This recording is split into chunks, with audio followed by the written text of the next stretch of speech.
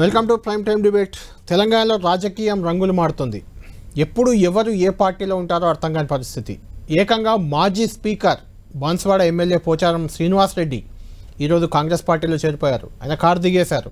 గత 10 ఏళ్లుగా కేసీఆర్కు అత్యంత సన్నిహితుడిగా పేరున్న పోచారం శ్రీనివాస్ రెడ్డి మొదటి 5 ఏళ్ళు వ్యవసాయ మంత్రిగా, ఆ తర్వాత 5 ఏళ్ళు స్పీకర్గా కూడా పనిచేశారు.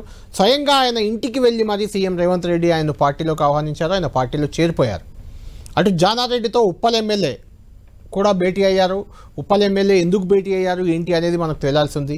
ఇంకొంతమంది ఎమ్మెల్సీలు, బీఆర్ఎస్ పార్టీకి చెందిన ఎమ్మెల్సీలు, ఎమ్మెల్యేలు కూడా కాంగ్రెస్ నేతలతో టచ్లో ఉన్నట్లు ప్రచారం జరుగుతుంది. దానం నాగేందర్ మరో బాంబు పేల్చారు. దాదాపు 20 మంది ఎమ్మెల్యేలు తమ పార్టీలోకి రావడానికి సిద్ధంగా ఉన్నారంటూ దానం నాగేందర్ చెప్తున్నారు. అందులో కొన్ని పేర్లను కూడా చెప్పేశారు ఆయన. అరికెపూడి గాంధీ, మల్లారెడ్డి ఇలాంటి వాళ్ళందరి పేర్లు కూడా ఆయన పేర్లు చెప్తూ కూడా చిట్చాట్లో స్పష్టం చేశారు. దీంతో ఎవరు ఎంతమంది బీఆర్ఎస్ ఎమ్మెల్యేలు కాంగ్రెస్ వైపు చూస్తున్నారు, బీఆర్ఎస్ ఎమ్మెల్సీలను ఎంతమందిని లాక్కునే పనిలో కాంగ్రెస్ పార్టీ పడింది, ఇదే అంశంపై చర్చిద్దాం. ఈరోజు చేరిన వ్యక్తి పోచారం శ్రీనివాస్ రెడ్డి కాబట్టి పోచారం శ్రీనివాస్ రెడ్డి చుట్టే రాజకీయం తిరుగుతుంది. దీనిపై చర్చించేందుకు మనతో పాటు డిబేట్లు జరుగుతున్నారు. బీఆర్ఎస్ పార్టీ నుంచి ఆ పార్టీ నేత, కీలక నేత శ్రీధర్ రెడ్డి గారు, అదేవిధంగా బీజేపీ నుంచి ఆ పార్టీ ఎమ్మెల్యే రాకేష్ రెడ్డి గారు కూడా మనకు లైవ్లో అందుబాటులో ఉన్నారు. కాసేపట్లో కాంగ్రెస్ పార్టీ ప్రధాన కార్యదర్శి అద్దంకి దయాకర్ జాయిన్ అవుతారు. ముందు శ్రీధర్ రెడ్డి గారు, మీతో మాట్లాడే ముందు పోచారం శ్రీనివాస్ రెడ్డికి చాలా పెద్దపీట వేశారు బీఆర్ఎస్ పార్టీలో. మొదటి 5 ఏళ్ళు వ్యవసాయ శాఖ మంత్రి, వ్యవసాయ రంగానికి చాలా పెద్దపీట వేసింది బీఆర్ఎస్ ఆ సమయంలో. అప్పుడు ఆయనే మంత్రి. ఆ తర్వాత 5 ఏళ్ళు స్పీకర్గా చాలా క్రూషియల్ రోల్ ప్లే చేశారు. కేసీఆర్కి అసలు నమ్మిన బంటు అంటే ఎవరైనా ఉన్నారా అంటే పోచారం శ్రీనివాస్ రెడ్డి.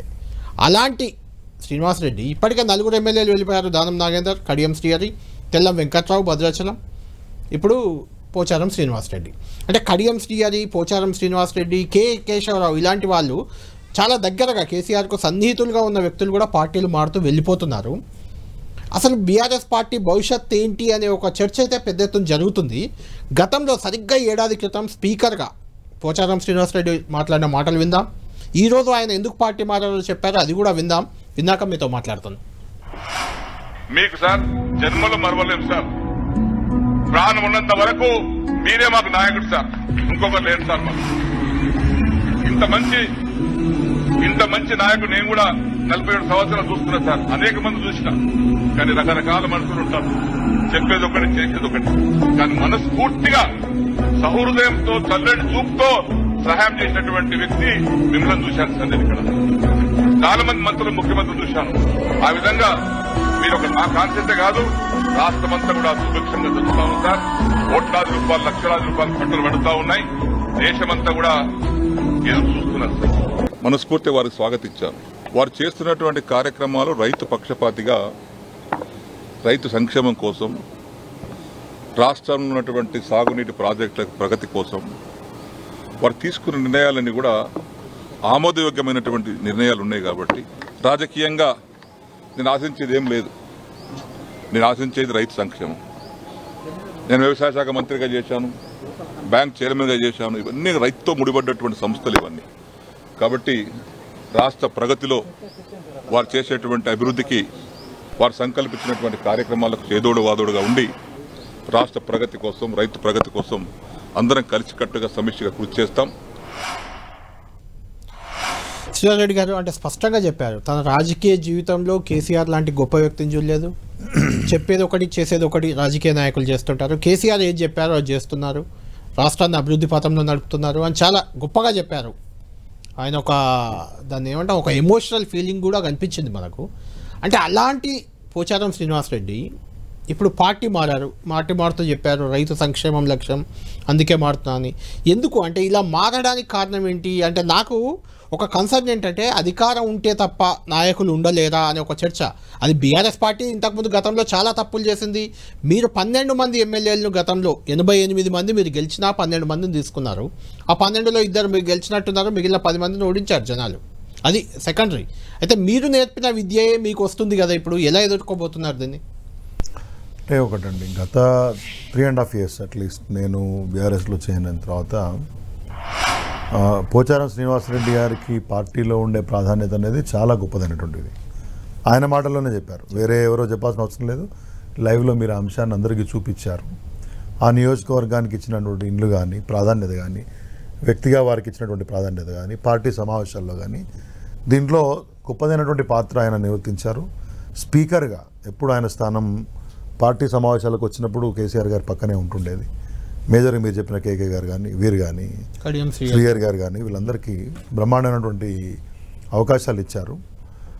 దాంతో పోలిస్తే ఇవాళ మళ్ళీ రైతు సంక్షేమం కోసం పోతున్నానని చెప్పడం అనేది మాత్రం సరే అది ఒక కారణం ఏదో ఒకటి చూపించాలి. కాబట్టి ఇవాళ ప్రభుత్వం ఉంది, రేవంత్ రెడ్డి గారి ప్రభుత్వం ఉంది కాబట్టి ఆయన ఇచ్చినటువంటి హామీలు ఒకటి చేయాల్సిందే. అది ఎట్లాగూ చేస్తారు. ఒకవేళ పోచారం శ్రీనివాసరెడ్డి గారు పోకపోతే రైతు రుణమాఫీ చెయ్యను అని రేవంత్ రెడ్డి గారు ఏమన్నా అలిగి కూర్చునేది లేదు కదా. లేకపోతే రైతులకు ఇంకేమైనా చేయాల్సి ఉంటే యథాలాపంగా రెగ్యులర్గా గవర్నమెంట్ ఫంక్షనింగ్ చేస్తూ పోవాలి తప్పితే పోచారం శ్రీనివాసరెడ్డి గారు రాకపోతే మేము బాగా చేయలేము, అకౌంట్లోకి డబ్బులు పోవు, లేకపోతే రైతులకి రుణాలు దొరకవని చెప్పేది ఏం లేదు కదా. కానీ ఇది ఒక కారణం చూపిస్తా ఉన్నారు. నాయకత్వం మీద నమ్మకం కోల్పోతే అసెంబ్లీ ఎన్నికల ముందు కోల్పోవాల్సింది, స్పీకర్ పదవి ఉన్నప్పుడు కోల్పోవాల్సింది, తర్వాత పార్లమెంట్ ఎలక్షన్స్ అప్పుడు జరిగినటువంటి ప్రచార కార్యక్రమంలో కోల్పోవాల్సింది. ఎగ్జాక్ట్లీ ఈ సమయంలో పోతున్నారు అంటే సరే వారి స్వప్రయోజనాలు ఉన్నాయో మరో ప్రయోజనాలు ఉన్నాయో. ఎన్నికల్లో మీరు 8 డిపాజిట్ కోల్పోయారు, ఒక్క సీటు కూడా గెలవలేదు, చివరికి మెదక్ కూడా గెలవలేకపోయారు. కాబట్టి నాయకత్వంపై నమ్మకం పోవచ్చు కదా. నాయకత్వం ఇట్స్ ఎ కలెక్టివ్ ఎఫర్ట్ అండి. ఒక్క నాయకుడు ఒక్క పార్టీ అధ్యక్షుడు పార్టీ వర్కింగ్ పార్టీలో ఉంటే ఇక భవిష్యత్తు లేదు. అది వ్యక్తిగతమైన అంశం, అది వాళ్ళ విజ్ఞత, అది వ్యక్తిగత అంశం. అది వాళ్ళు బేరీ చేసుకొని పోతుండొచ్చు. ఎందుకంటే వాళ్ళ ఇద్దరు కుమారులు రాజకీయాలలో ఉన్నారు. ఆయన ఒక డిసిబి చైర్మన్ ఉండే, I think he had to resign or something పెట్టినట్టుంది. కాబట్టి రాజకీయంగా వాళ్ళ యొక్క భవిష్యత్తు కోసం ఒకవేళ నిర్ణయాలు తీసుకుండొచ్చు. కానీ వాళ్ళ కొడుకులు వేరు, శ్రీనివాసరెడ్డి గారు వేరు కదా. ఒక ఆల్మోస్ట్ పోయిన పాస్ట్ 10 years నుంచి ఆయన అపరిమితమైనటువంటి లేకపోతే పూర్తి స్థాయి అధికారాన్ని ప్రభుత్వంలో ఉన్నటువంటి వ్యక్తిగా ఆయన అనుభవించారు, ఆ రకంగా ప్రాధాన్యం ఇచ్చారు. ఇక వాళ్ళ లాంటి వాళ్ళని ఆ రకమైనటువంటి వ్యవహార శైలి ప్రదర్శించడం అనేది పార్టీకి బాధాకరంగా ఉంటుంది, పార్టీకి నష్టం చేసే విధంగా ఉంటుంది. నిజంగా కూడా పార్లమెంట్లో ఫలితాల్లో ఒక్క సీట్ రాకపోవడం అనేది కూడా తెలంగాణ ప్రయోజనాలకు కూడా మంచిది కాదు. ఆ విషయాన్ని ప్రజలు తప్పని నేను ఎప్పుడు అన్నాను. బై ఎనీ స్టాండర్డ్ ఏ ఈక్వేషన్లో కూడా ప్రజలు తప్పని నేను అనను. అది మేము ఆత్మశోధించుకోవాలి. కానీ తెలంగాణ ప్రయోజనాలు కాపాడాలంటే బీఆర్ఎస్ పార్టీకి ఇవ్వాల్సినటువంటి స్థానం కూడా ఇచ్చి ఉండాల్సిందనే విషయం మాత్రం నేను ప్రబలంగా పార్టీ ప్రతినిధిగా చెప్పగలుగుతాను. అది రాలేదు, అంత మాత్రాన that is not the end of the road కదా. ఇప్పుడు చాలా పార్టీలు రకరకాలుగా, ఇప్పుడు మొన్న ఉత్తరప్రదేశ్లో అఖిలేష్ యాదవ్ గారి పార్టీ కానీ, లేకపోతే మరొక చోట కొన్ని పార్టీలు, మొన్న అంతకుముందు తెలుగుదేశం కానీ, ఇదే కాంగ్రెస్ పార్టీ పోయిన ఎలక్షన్స్లో కొంతమంది మా దగ్గర జాయిన్ అయిన తర్వాత కూడా 5 MLAలే ఉన్నారు. సో నో పార్టీ ఏదైనా ఒక పార్టీ అంతర్ధానం అవుతుంది, దాంట్లో ఏమీ కాదు, ఇంకెవరు ఉండరు. ఎవరు పోయినా నాయకత్వం చేయడానికి రకరకాల స్థాయిల్లో నాయకులు అవైలబుల్ ఉంటారు. నాయకత్వం మెచ్చి, నాయకత్వం గుర్తించి ఇచ్చిన అవకాశాలతోనే చాలామంది గొప్ప నాయకులు అవుతారు తప్పితే దాంట్లో ప్రజల్లో కొంత భాగస్వామ్యం ఉంటుంది, ప్రజల్లో ఉంటారు, ప్రజలు సేవ చేసి ఉంటారు. కానీ మొత్తంగా పలానా వాళ్ళు పోతే పార్టీ అంతర్ధానం అయిపోతున్న ఒక విషయం మాత్రం రైట్. మనతో పాటు అద్దంకి దయాకర్ గారు కూడా జాయిన్ అయ్యారు. దయాకర్ గారు, మీరు ఈరోజు పోచారం శ్రీనివాసరెడ్డిని చేర్చుకున్నారు.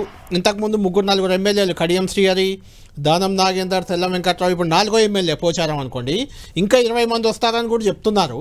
అసలు మీరు ఎందుకు చేర్చుకోవాల్సి వస్తుంది? ఈ విషయంపై చాలా ఆరోపణలు, విమర్శలు మీపై వస్తున్నాయి.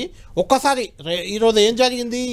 హరీష్ రావు మాట్లాడారు, బాదిరెడ్డి గోవర్ధన్ మాట్లాడారు ఈ చేరికపై, రేవంత్ రెడ్డి కూడా మాట్లాడారు. ఒకసారి విన్న తర్వాత మీరు చెప్పండి సమాధానం. నేను, మా ఉప ముఖ్యమంత్రి బట్టి విక్రమార్క గారు, మా రెవెన్యూ శాఖ మాత్యులు శ్రీనివాస్ రెడ్డి గారు, మాజీ కేంద్ర మంత్రి పార్లమెంట్ సభ్యులు బలరాం నాయక్ గారు, రామచందర్ నాయక్ గారు, వారిని విజ్ఞప్తి చేయడం జరిగింది.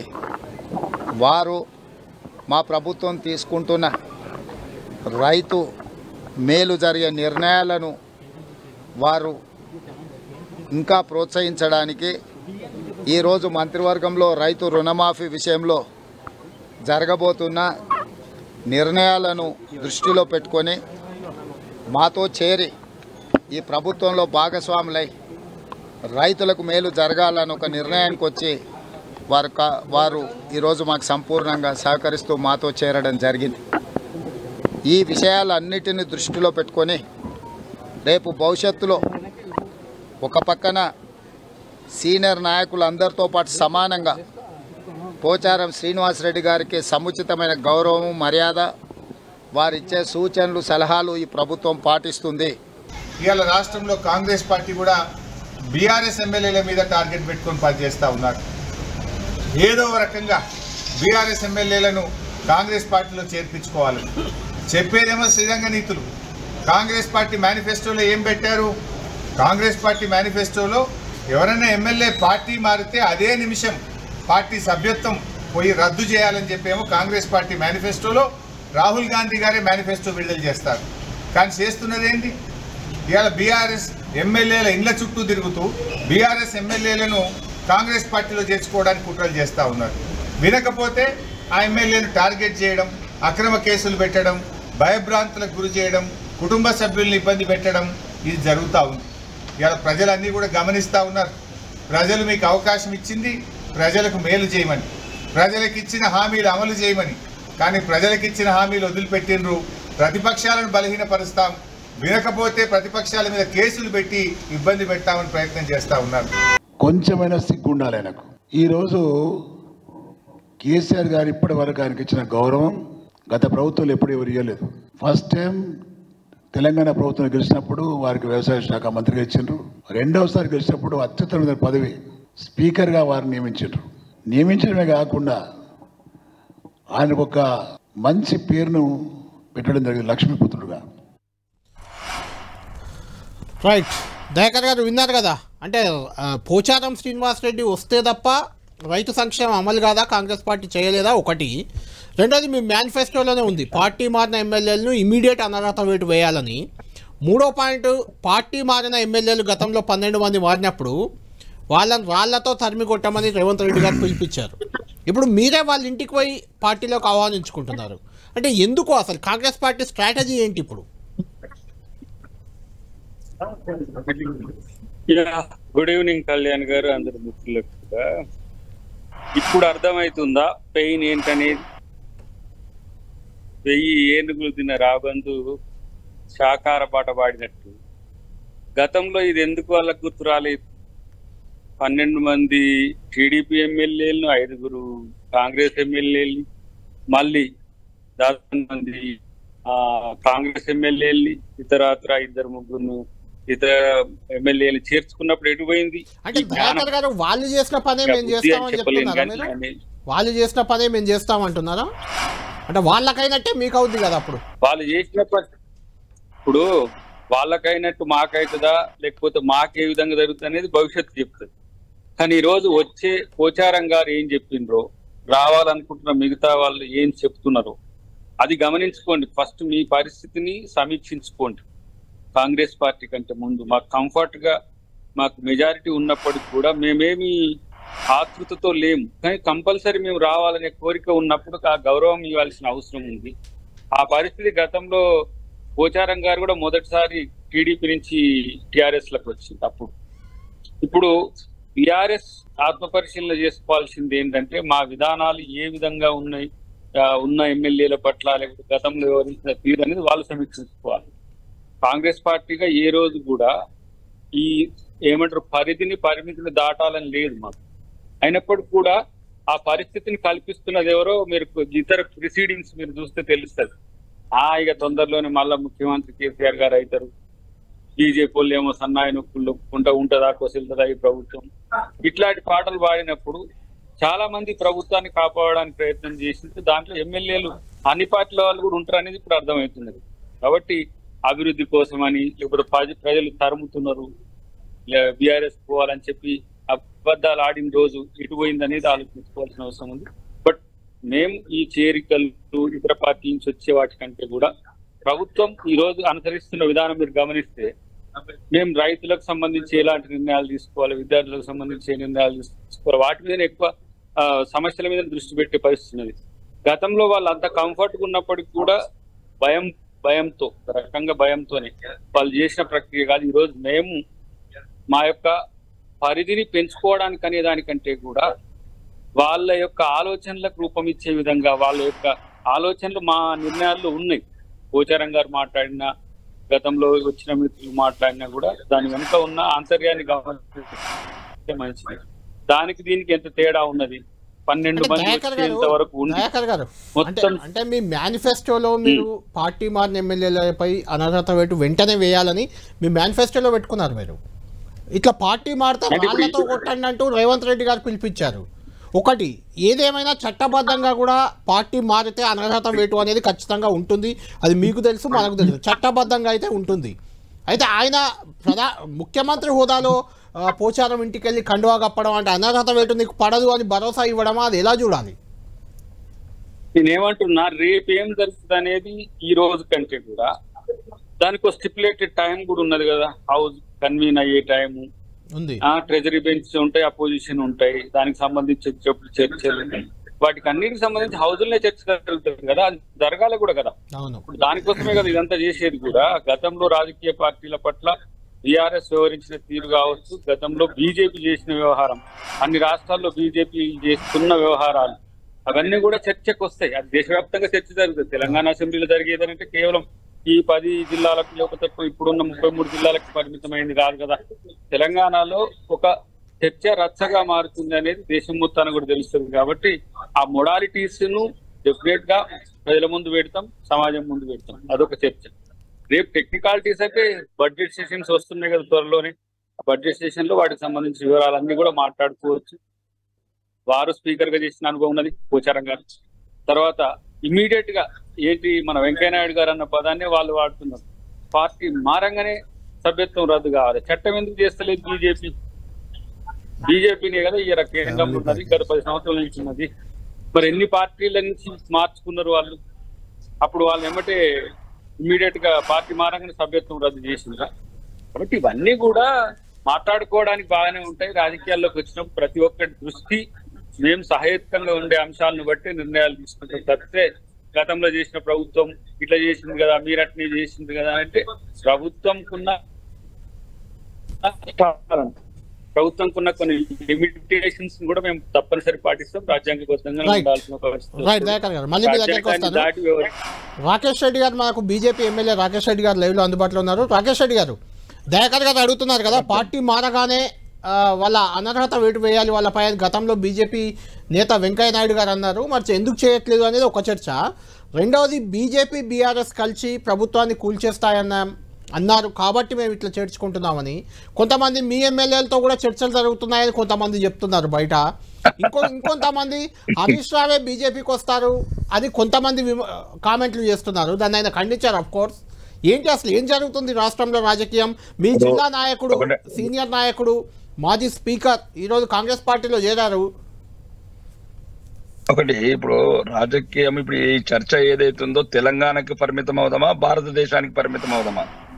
ఇప్పుడు సోదరుడు అద్దంకి దయాకర్ చెప్పినట్లు పరిమితము ఈ రోజు జరిగిన పరిణామాలు, తెలంగాణలో జరుగుతున్న పరిణామాలు, మేనిఫెస్టోలో కాంగ్రెస్ ఏదైతే పార్టీ పెట్టినది ఈ పార్టీ మారినప్పుడల్లా ఏం చర్యలు తీసుకోవాలా? ఒకటి ఏంటంటే ఇప్పుడున్న గౌరవనీయ ముఖ్యమంత్రి అనుకోవచ్చు, లేకపోతే అంటే అతను ఒక మాట అన్నాడు, ఈ ఇంటి మీద ఆలిన కాకి ఆ ఇంటి మీద కాల్చిన కాల్చి పడేస్తా అన్నాడు మొన్న ఏదో సభల. ఒకవేళ పార్టీ మార్పుల గురించి అడిగినప్పుడు మరి తుపాకీ రాముడు మాటలా లేకపోతే సినిమా తుపాకీ రాముడు మాటలా? ఈ ఇంటి మీద కాకి అంటే కాంగ్రెస్ పార్టీ ఆఫీస్ మీద ఉన్న కాకి బీఆర్ఎస్ ఇట్లా అంటే ఈ రకంగా యాక్ట్ చేయటం ఏంది? తుపాకీ రాముడు యాక్ట్ ఓపెన్గా చెప్పచ్చు, మేము ఏమైనా చేయగలుగుతాం, పార్టీలు ఎటువంటి విలువలు పాటించము అని, దాంట్లో తప్పేం లేదు. కానీ అట్లాంటి తుపాకీ రాముడు మాటలు ఎందుకు మాట్లాడాల? ఒకటి. రెండోది ఏంటంటే ఇప్పుడు మాకు పెద్ద ఆయన నిజామాబాద్ జిల్లాలో ఒక రాజకీయ స్ఫూర్తి. 3 సార్లు పార్టీ మారిండా, మళ్ళీ రాబోయే రోజుల్లో ఇంకో 3 సార్లు మారుతాడా?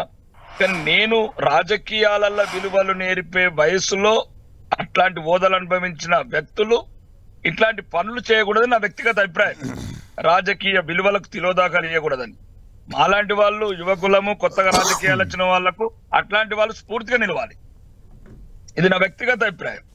ఎందుకంటే ఇంకా ఏముంటదండి, ఇప్పుడు కాటికి కాళ్ళు ఇచ్చే సమయంలో కూడా రాజకీయ విలువలు పోతే ఇక ప్రతి ఒక్కరికి చులకనైపోతుంది రాజకీయ రంగం అంటే. ఇప్పటికే రాజకీయ రంగంలో రాజకీయ నాయకులు అంటే చులకనగా చూస్తున్నారు.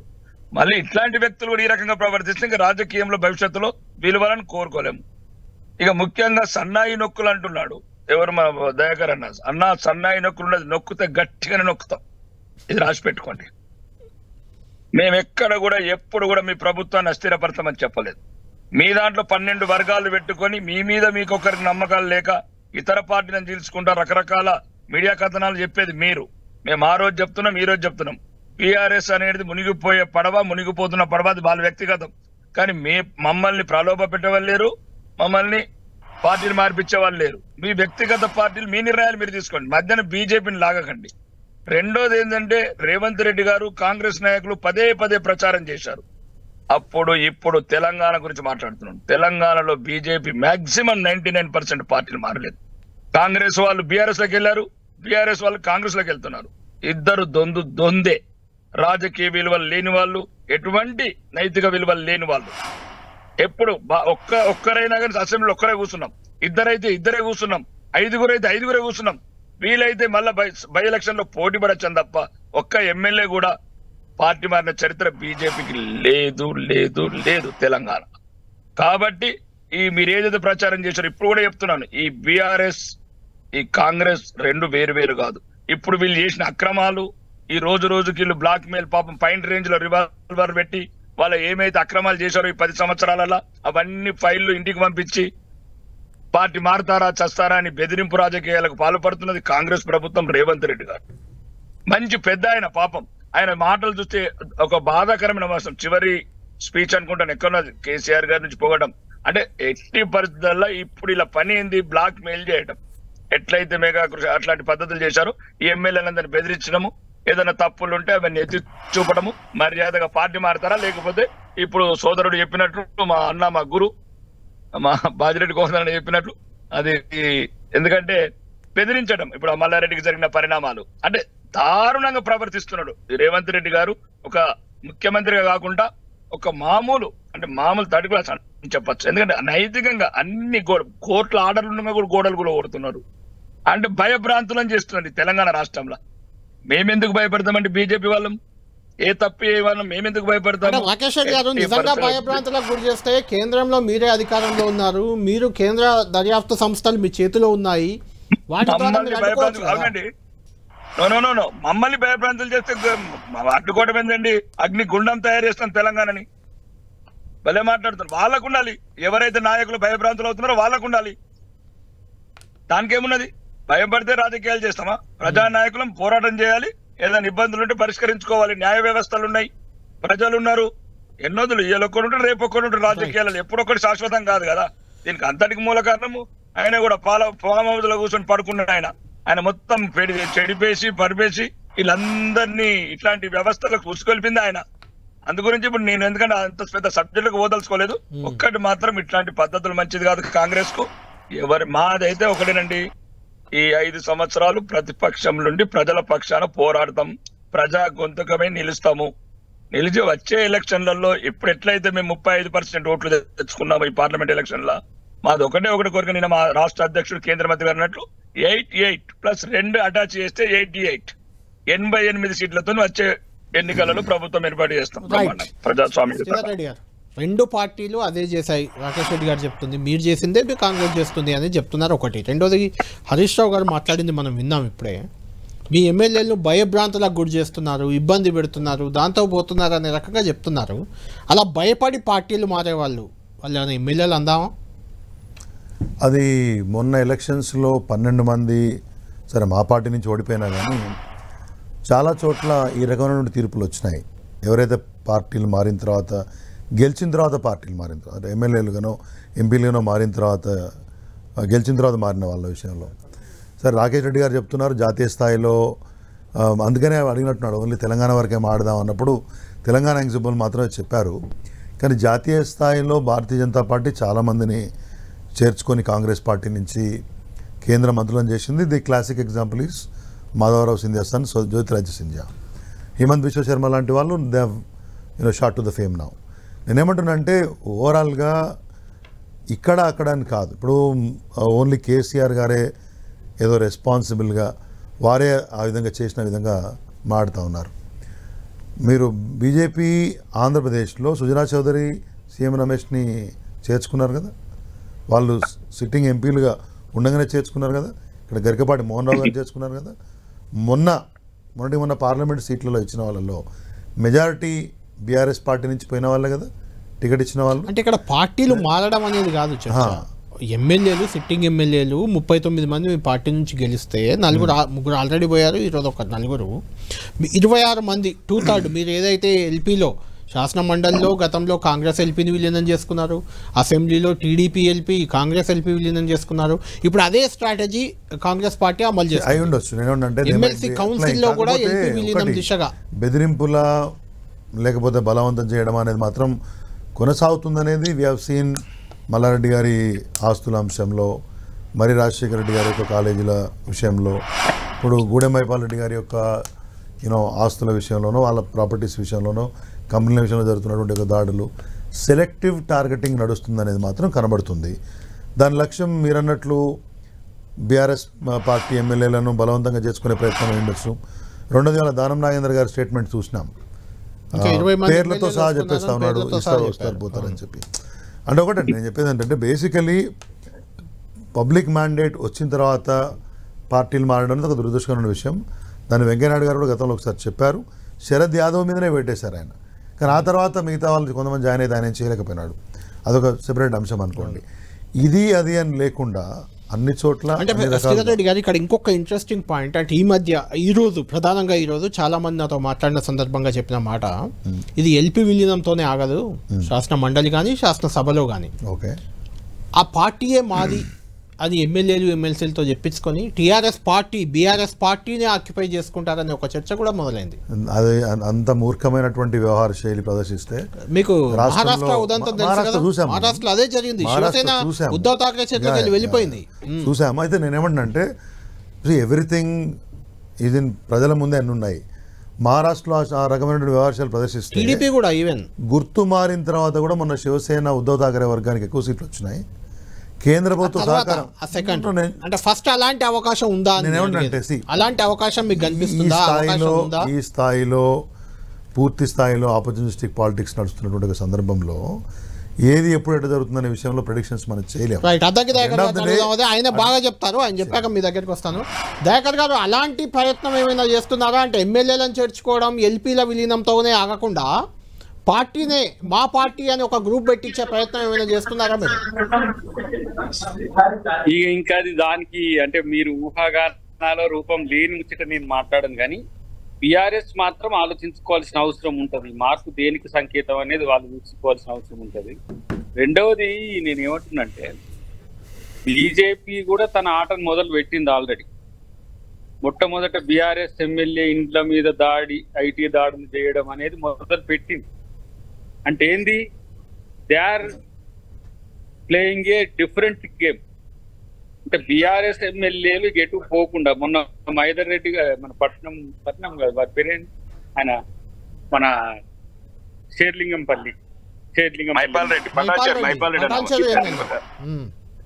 వారు కాంగ్రెస్ వైపు వస్తారనేసరికి మొదలు పెట్టిండ్రు ఎమ్మట. ఏంటిది అంటే కాంగ్రెస్ వైపు వస్తారని చర్చలు జరుగుతున్నాయి మైపాల్ రెడ్డితో మీరు చెప్తున్న ప్రకారం? కాదు, ఒక ఊహాగానం అయితే వచ్చింది కదా. ఊహాగానమా చర్చలు నిజంగా జరిగితే అది బీజేపీకి వెళ్ళిందా సమాచారం అని? ఇక వాళ్ళు 3 కోట్లు పట్టుబడ్డట్టు ఐటీ దాడులు చేసినట్టు మొదలు పెట్టి తనను ఆపడమో, మా వైపు రామనడమో, లేకపోతే బీఆర్ఎస్ తోనే ఉండమనడమో, కానీ కాంగ్రెస్ వైపు వెళ్ళొద్దు అనే ఆలోచన వచ్చే విధంగా ఎవరో మిత్రుడు ఈరోజు చెప్తున్నారు అట్లా చేస్తున్నారు. అంటే వాళ్ళు అధికారంలో ఉన్న దగ్గర ఎవరినైనా సరే ఐటీ, సిబిఐ, ఈడీ ఇవన్నీ బూచిగా చూపి జాయిన్ చేసుకుంటారు. కాంగ్రెస్ వైపు ఎవరైనా వస్తారంటే మాత్రం వాళ్ళ వ్యవస్థలన్నీ వాడుతున్నారు. కాబట్టి ఈ చర్చ చూసేటోళ్ళకి ఏమి పెద్దగా నచ్చదు మీలాంటి వాళ్ళ కళ్యాణ్ గారు. ఎందుకంటే బీజేపీ చేసింది అదే, బీఆర్ఎస్ చేసింది అదే, కాంగ్రెస్ కూడా అదే చేస్తుందా అనేది మాకేం పేరు తెచ్చేది కాకపోయినా, రాజ్యం అనేది డెఫినెట్ గా వాళ్ళకున్న ఎత్తుగడల్లో ఎట్లా తిప్పికొట్టాలనే వ్యూహం మాత్రం డెఫినెట్ గా ఉంటది. దాంట్లో భాగంగానే ఏదైనా జరుగుతుంది తప్పితే, ఇప్పుడు కేరళలో 1 సీటు తేడాతో ఎల్డిఎఫ్, యూడిఎఫ్ ఉన్నప్పుడు 5 సంవత్సరాలు పరిపాలించినప్పుడు మిగతా ప్రాంతాల్లో ఎందుకు కావట్లేదు, ప్రత్యేకించి మనం తెలంగాణలో ఎందుకు కాలేదు? వారికైతే నాకు తెలిసి 84, 88 ఇచ్చింది కేసీఆర్ గారికి సెకండ్ టైం. 88 వచ్చాయి. అవును, అప్పటికి 100కు పోవాలని చెప్పి మీకు ఛాలెంజ్ కూడా గుర్తున్నది. 18 మేము 95 నుంచి 105 మధ్యన వస్తామని. అవును, ప్రజలు ఈ రోజు సరే 35కో 39కో వాళ్ళని రిస్ట్రిక్ట్ చేసిండ్రు. వాళ్ళనైనా నిజాయితీగా కాపాడుకునే ప్రయత్నం చేసుకుంటే మంచిది. ఎందుకంటే రాజకీయాలు ఒక రకంగా చెప్పాలంటే వాళ్ళు మమ్మల్ని అంటారు ఏమని, నీవు నేర్పిన విద్య నీరజాక్ష అంటారు. మేము అదే అనాల్సి వస్తుంది, బీజేపీ కూడా అదే అనాల్సి వస్తుంది. ఎందుకంటే కాంగ్రెస్ దీనికి మూలం అంటారు వాళ్ళు, బీజేపీ మూలం అంటారు వీళ్ళు. అంటే పొలిటికల్ ఎథిక్స్ అనేవి కొలాప్స్ అయినాయి అనేది ఇక చర్చకు రావాలని నా ఉద్దేశం. సగటు కాంగ్రెస్ వాది మీరు చాలా కమిట్మెంట్ ఉన్న నాయకుడు, కమిటెడ్ గా ఉద్యమాల్లో ఉన్నారు, ఇప్పుడు పార్టీలో ఉన్నారు. అంటే ఇలాంటి కొత్త మొహాలు వచ్చి ఒక చర్చ కూడా జరుగుతుంది మంత్రివర్గంలో కూడా, ఇలా బీఆర్ఎస్ నుంచి తీసుకున్న వాళ్ళకి ఇస్తారని ఒక చర్చ కూడా కొంత జరుగుతుంది ఒకరిద్దరికి. అంటే అట్లా అవకాశాలు వాళ్ళు కొట్టుకుంటూ వెళ్తుంటే మీలాగా పనిచేస్తూ పార్టీలో ఉన్న వారికి ఎలాంటి పదవులు రాకుండా ఉంటుంటే అది రాజకీయాలపై మామూలు యువతకు కొత్తగా రావాలనుకున్న వారికి అది ఎలాంటి సందేశం వెళ్తుంది? చివరికి మళ్ళీ నా దగ్గరికి వచ్చి ఆగింది, నాలాంటి వాళ్ళ దగ్గరికి వచ్చి ఆగుతుంది చర్చ. అయితే ఎట్లా అంటే అవకాశాలు కోల్పోతారా అంటే ఇప్పటికీ నాకు తెలిసి ఎమ్మెల్యే టికెట్ తప్పితే దాదాపు చాలా మంది కాంగ్రెస్ నిజాయితీతో నాకంటే మేలైన సర్వీసెస్ ఇచ్చిన మిత్రులు అవకాశాలు కోల్పోయింది. కానీ గెలిపే లక్ష్యంగా సాగుతున్న యుద్ధంలో కొన్ని త్యాగాలు చేయాల్సి వస్తున్నది. రెండవది, ఇప్పుడు ఉన్న 6 మినిస్ట్రీస్ లో కొన్నిటి టార్గెట్ చేసి ఏదో చేరికలు జరుగుతున్న వాటిలలో నేను నమ్మను. ఎందుకంటే డెఫినెట్ గా అధిష్టానం సీరియస్ గా దాని మీదకి దృష్టి సారించింది. గతంలో జరిగిన 12 మంది ఎంపీ. ఇప్పుడు అదిగా దయాకర్ గారు, ఈరోజు రేవంత్ రెడ్డి గారు మాట్లాడిన మాట మీరు వినే ఉంటారు. పోచారం శ్రీనివాసరెడ్డి గారు చాలా సీనియర్ నాయకుడు, మిగిలిన సీనియర్లతో సమానంగా ఆయన గౌరవం ఉంటుంది కాంగ్రెస్ పార్టీలో అన్నారు. అంటే పార్టీకి ఆయన జూనియర్ అవుతారు, వాస్తవానికి కాంగ్రెస్ లో జూనియర్ ఇప్పుడు పోచారం, కానీ రాజకీయంగా సీనియర్ అనేది అక్కడ వర్కౌట్ అవుతుంది. పార్టీలో సీనియర్లుగా ఉన్న వారికి నష్టం జరుగుతుంది కదా. ఫర్ ఎగ్జాంపుల్ కడియం శ్రీహరి గారు కూడా వచ్చింది. అవును, కడియం శ్రీహరి, కే కేశవరావు వచ్చారు. మళ్ళీ చాలా మంది సీనియర్లు కూడా వచ్చింది. ఇప్పుడు వాళ్ళకి ఆ గౌరవం ఉంటది అని అంటే ఆ స్థాయిలో పదవులు కూడా వస్తాయి అనేది దాని అర్థం కాదు. ఆ స్థాయిలో వాళ్ళకు పార్టీలో ప్రభుత్వంలో వాళ్ళకి పార్టీలో చేరిన వెంటనే కడియం శ్రీహరి గారి కూతురు ఎంపీ కూడా అయిపోయారు కదా, వచ్చింది కదా అవకాశం, పదవి వచ్చింది. మీకు రాలేదు పదవి, ఆమెకు వచ్చింది. దాంట్లో క్యాస్ట్ ఈక్వేషన్స్ ఉంటాయి, కొంత 3 ఉన్నాయి. మాకెంత ఎంపీలు ఉన్నాయో 3. ఒక్క ఎంపీ గురించి అట్లేదు నేను, పదవి అంటే మీరు చెప్తున్నా పదవులు ఇస్తామని కాదు అన్నారు కదా, ఇచ్చారు కదా అంటున్నా, పదవి కూడా ఇచ్చారు కదా. వారేంది ఇప్పుడు కావ్య గారు మొత్తం డిక్లేర్ చేసిన టిఆర్ఎస్ సీట్ వదులుకొని వచ్చింది కాబట్టి అంతకాదు. అంతకంటే ముందు దయాకర్ గారు సిట్టింగ్ ఎంపీ వచ్చింది, సిట్టింగ్ ఎంపీని టిఆర్ఎస్. ఇట్లా మీరు అక్యుములేటెడ్ గా ప్రతి నియోజకవర్గంలో కాంగ్రెస్ పార్టీ వైపు రావడం అనేది బిఆర్ఎస్ పార్టీ పట్ల ఉన్న వ్యతిరేకత. ఆ వ్యతిరేకతను మా వ్యతిరేకతగా మార్చుకోకుండా ప్రభుత్వాన్ని సమర్థవంతంగా నడిపే ఒక స్థితిని మాత్రం ఏర్పరచుకోవాల్సిన అవసరం ఉంది. ఇక ఇప్పుడు ఒక పొలిటికల్ స్టేట్మెంట్ కూడా చేస్తారు, ఎందుకంటే మా రాకేష్ అన్న మాట్లాడాలి కదా కంపల్సరీ. బీజేపీని నమ్మలేము, ఇంత ఏమన్నారు దాన్ని, గాయమైన పరిస్థితిలో ఉన్నప్పటికీ కూడా బీజేపీ తన ఆటను గతం మాదిరిగానే ఆడుతుంది అనేదైతే ఒక సిమ్టమ్ మనకు ఇప్పుడు తెలుస్తున్నది.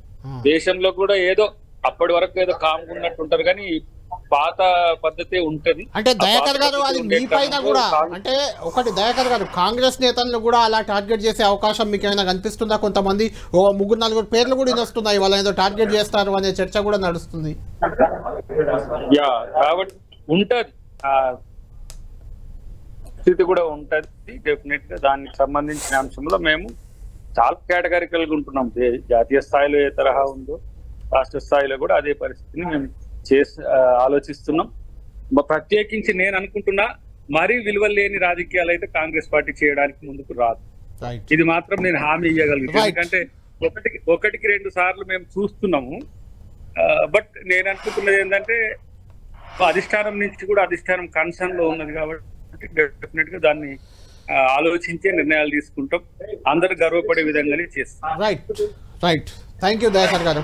రాకేష్ రెడ్డి గారు, దయాకర్ గారు క్లియర్గా చెప్తున్నారు, బీఆర్ఎస్ పార్టీ నుంచి ఎవరైనా కాంగ్రెస్ వైపు వచ్చే ఆలోచన ఉంటే వాళ్ళపై బీజేపీ దాడులు చేస్తుంది. అంటే కాంగ్రెస్ వైపు వెళ్లకుండా బీఆర్ఎస్లో ఉండాలని ఆ రకంగా ప్రయత్నాలు చేస్తుంది. పటాన్చెరు ఎమ్మెల్యే మైపాల్ రెడ్డిపై ఇప్పుడు జరుగుతున్న ఈడీ దాడులు దానికే నిదర్శనం అనేది దయాకర్ గారు చెప్తున్నమాట. ఇలాంటి దాడులు బీజేపీకి అలవాటైన క్లియర్గా అంటున్నారు. ఈడీకి బీజేపీకి ఏం సంబంధం అండి? మీరు మరీ భలే ఎవరు ఉన్నారు అట్లా అనుకుంటే ఇప్పుడు ఎవరి అంటే ఎక్కువ మటుకు వ్యాపారాలు ఉన్నప్పుడు అవకతవకలు చేసినప్పుడు దానికి ఉన్న దేశంలో చట్టబద్ధ సంస్థలు ఉన్నాయి, దానికి దర్యాప్తు సంస్థలు ఉన్నాయి, రైడ్ చేస్తారు. మీరు కూడా అట్లాంటి మాటల్ని నమ్మకుండా ఇప్పుడు ఫస్ట్ బ్యాండ్ ఏంటంటే వీళ్ళని ఎందుకు మేము ఎంచమండి? వీళ్ళందరినీ బీఆర్ఎస్ వాళ్ళందరినీ ఇళ్లకి వెళ్ళి ముఖ్యమంత్రితో సహా మీరు ఏం అక్రమాలు చేసినా సరే మీరు 10 ఏళ్ళు ఇప్పుడు ఒకటి కళ్యాణ్ గారు మీరు ఎన్నికల ప్రచారం చూడండి, రేవంత్ రెడ్డి గారు పిసిసి ప్రెసిడెంట్ అయినాక చూడండి, ఆయన చేసిన ప్రసంగాలు రాష్ట్ర వ్యాప్తంగా చూడండి.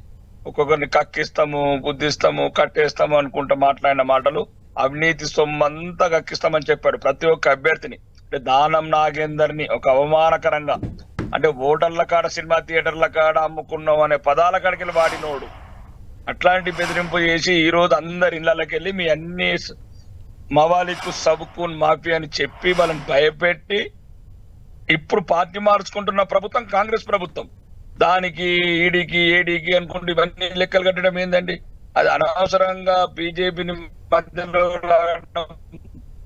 ఎటువంటి రాజకీయ విలువలు లేకుండా నైతిక విలువలు లేకుండా వీళ్ళు రాజకీయాలు చేసి మధ్యాహ్నం బీజేపీ ఎందుకు లాగుతారండి?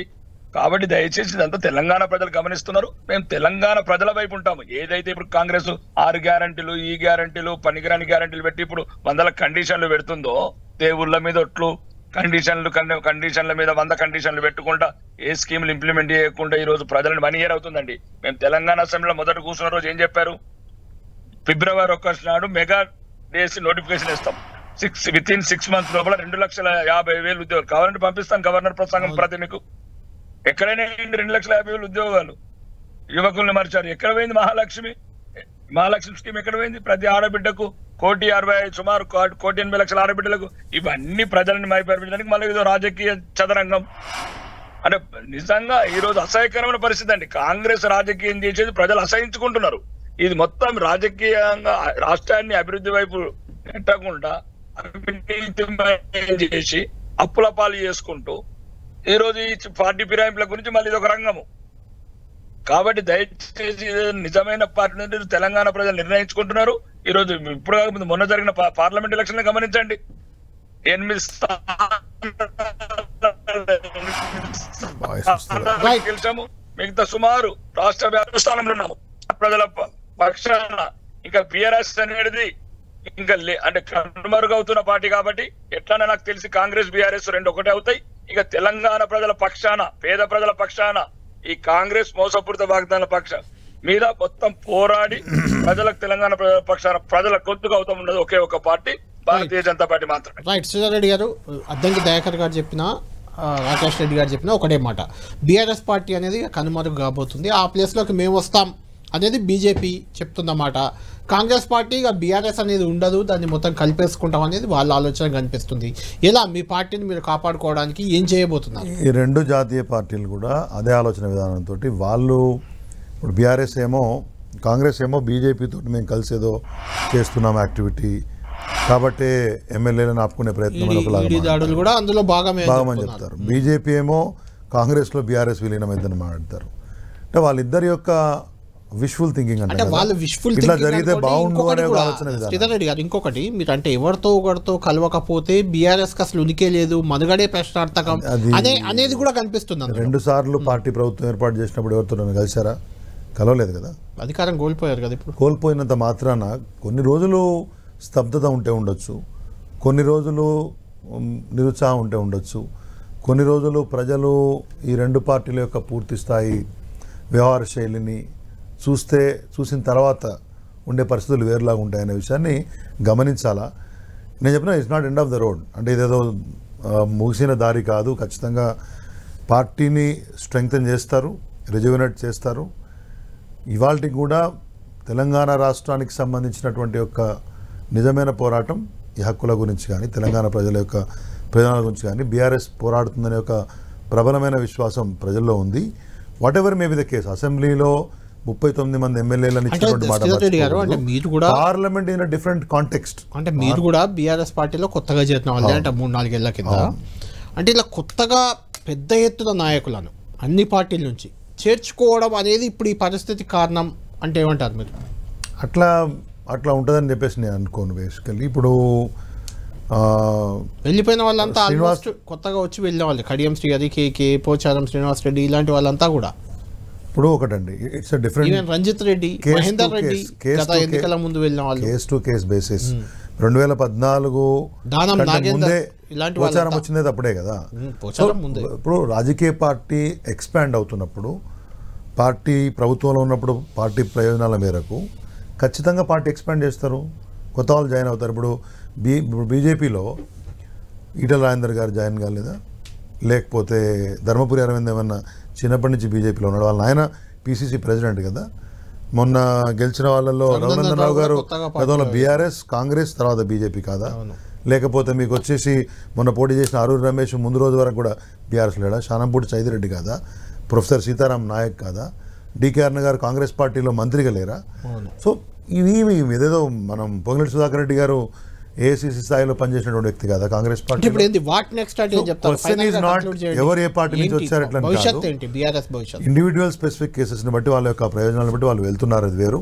ఒకటండి, బేసికలీ ఇప్పుడున్న పరిస్థితులలో we will continue to fight for the people of Telangana is number 1. ఖచ్చితంగా పార్టీని అంటే వాళ్ళు దానం నాగేందర్ గాని కాంగ్రెస్ గాని చెప్తున్న ప్రకారం ఇంకో 10-20 మంది వెళ్ళే అవకాశం మీకు కనిపిస్తుంది. ఎమ్మెల్యేలు మాత్రమే పార్టీ కాదు, ఎమ్మెల్యేలు పార్టీని అసెంబ్లీలో మాత్రమే రిప్రజెంట్ చేస్తారు. కానీ పార్టీ ప్రజల కోసం ఉంటుంది. గ్రామ స్థాయిలో నాయకులు ఉంటారు, మండల స్థాయిలో, నియోజకవర్గ స్థాయిలో, రాష్ట్ర స్థాయిలో నాయకులు ఉంటారు. MLAs are not alone the party. ఆ విషయాన్ని గమనించాలి మనం. రైట్.